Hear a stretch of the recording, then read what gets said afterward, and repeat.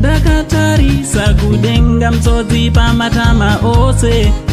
Right, mastreets social media. Imoma ndinoswera ndichitenderera sarefri so handiti ndini refri wacho wazukuru kuna umwe handiti the only Zimbabwean uncle kungonzwa machiti uncle ndini batai mumuinze padare wazukuru handiti so mastreets tinazvo zvatiri kufambira nyaya dzachona tichidzifambira tichirongori pakati pekudzifambira kuti zviri kufamba sei handiti so chiterera kana usati wasubscribe pachannel panapa channel inokuinzira izvinhu zvikiri fresh handiti kwete zvashisha subscribe, turn on your notification bell kuitira kuti ukapega patinoupload a video yezvinopisa you will be notified handiti.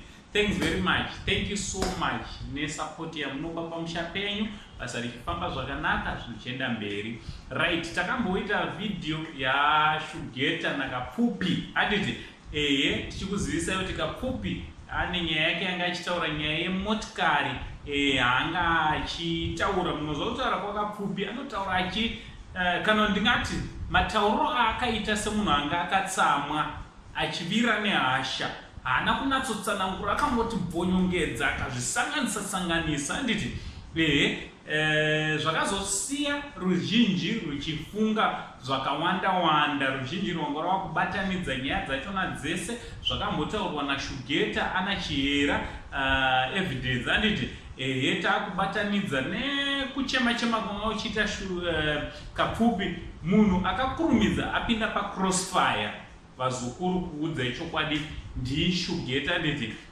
tafadzwa Ben ande akazopinda panguva yakaoma yekunzi aiwa ndiye anenge ari kuchemedza Kapfupi. So zvakabva zvazoita wesi nekuti takazoona muchinguva chipfupi Shugeta achibudawo zvakare pakavidhio kaakaitawo haana chakataura aingochema misodzi. So vanhu vakabva vati aiwa ndiye prime suspect ndiye wacho ari kuita kuti Kapfupi aite hasha sepakuti ndiye anozikanwa ari munhu wepedyo naKapfupi. Izvo kwani zvokwete bodo hazvisiri zvavazukuru. Kapfupi azobuda pachena akati aiwa pane umwe guru wake kuHatfield handiti waanototamba naye waanga akachinjana naye motikari. So it happened kuti vachinjana motikari uyo achiti aiwa ndoda kushandisa motikari iyi kuti ndinge ndinotakurawo bhendi motikari yake yakati akapiwa yakati kurei.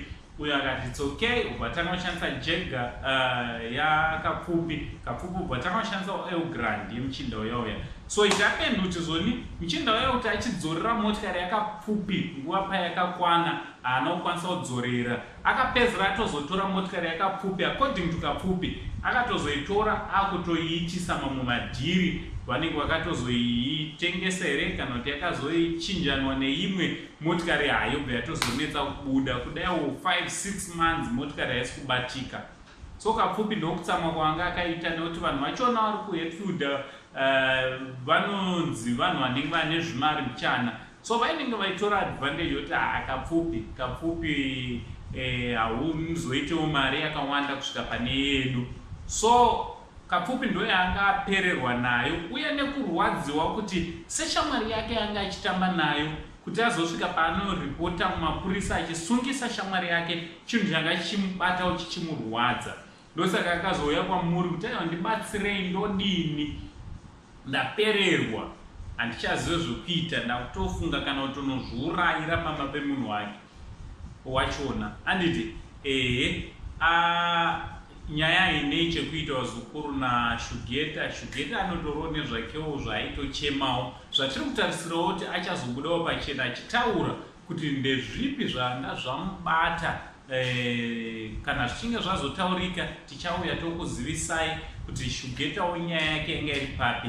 Kapfupiwo ane vakewo vanga vari kutonetsanawo naye vasingiri kuda kumupa motikari yake. So ndonyaya iripo wazukuru yatatiuya zokuupdatai kuti tisasanganise nyaya dzachona. Nauncle Saint the only Zimbabwean uncle tisakangana kuisa malike wazukuru handiti ngatiisei malike also tosharewo nevamwe mavideos edu kuti vanhu vagare vari updated kune zviri kuitika munyika yeZimbabwe nekunze kweZimbabwe. naUncle Saint Chibata tichi much love.